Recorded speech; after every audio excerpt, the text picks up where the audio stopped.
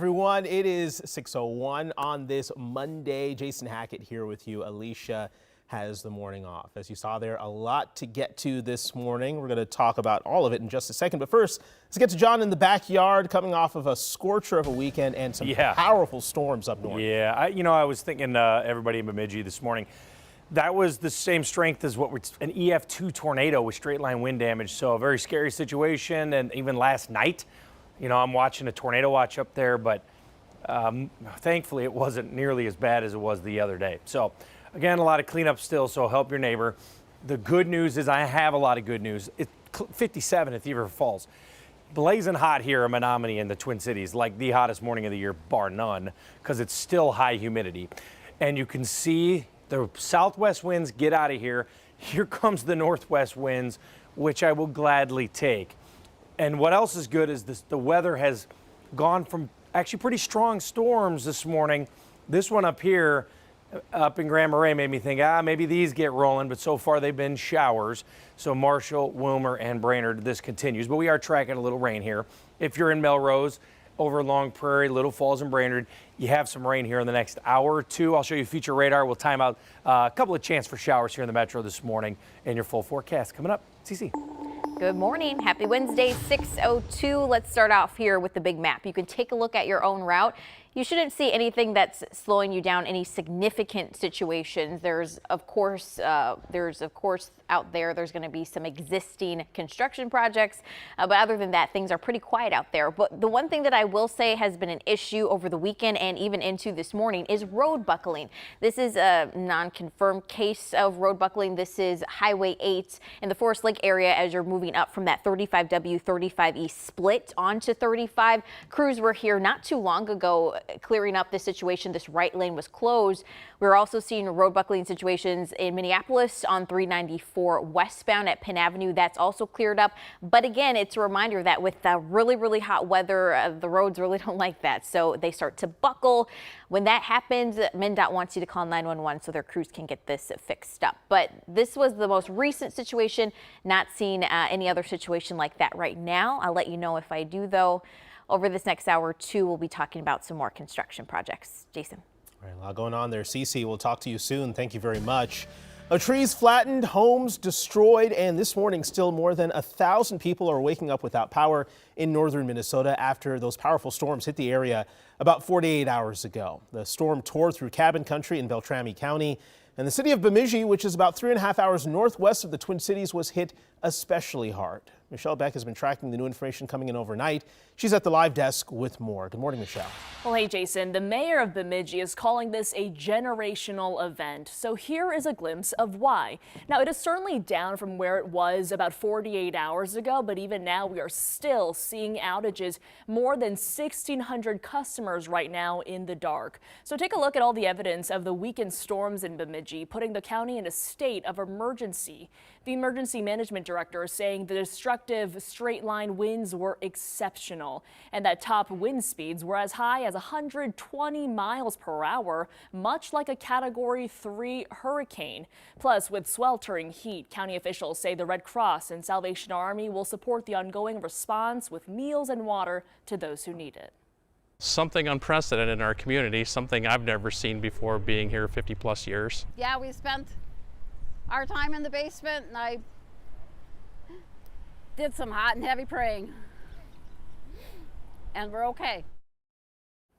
So right now, emergency management says it is expecting more small outages as larger outages get restored. Right now, timelines aren't exactly clear for when specific locations will be restored. Now, I want to bring meteorologist John Ziegler back into the picture because, John, you heard officials call this unprecedented. So what do you make of all this? Well, yeah, I mean, let's talk about derecho. I've had a lot of people talking about a derecho, and this is what made it unprecedented. First, I want to be clear, what is worse, an EF2 tornado or a derecho? It's 10-to-1. A derecho is so much worse than a small EF2 tornado. Why? Well, this is a derecho, and this is technically a North Dakota derecho. What are the criteria of a derecho? It has to be 250 miles long. The entire thing has to be severe at 58 miles per hour. But the apex of this has to have 75 mile per hour winds. Well, 112 or 120 mile per hour winds in Bemidji, yeah, that's obviously sufficient. Now, technically, that is a classic derecho.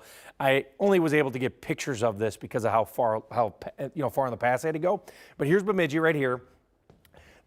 The storm was not technically a derecho at this point. I want to be clear, because it didn't hit the criteria of 250 miles long, right? But still hit the apex right there. So when I'm talking about apex, I'm looking at the bow and arrow shape.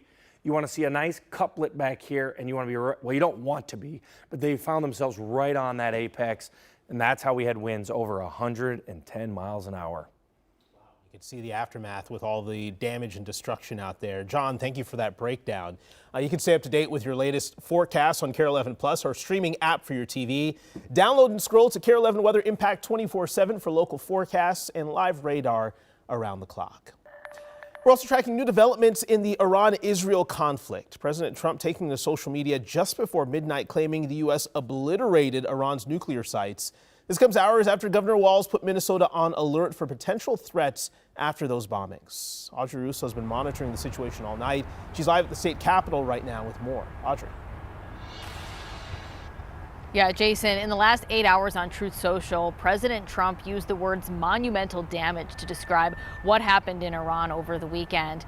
And at the same time, people here in Minnesota are expressing their concern about what these bombings could have in terms of a ripple effect here stateside.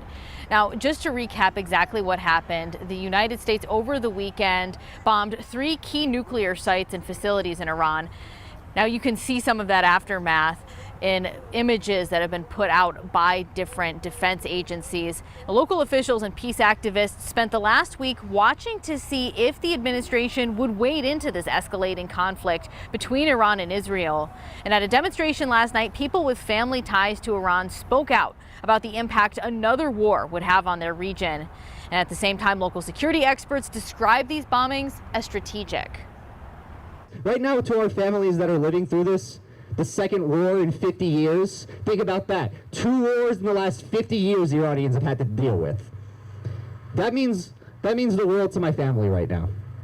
It means the world to all of our families. I do believe that this attack will lead to actual diplomatic solution, because diplomacy backed by credibility and backed by strength is a lot more effective than simple empty words.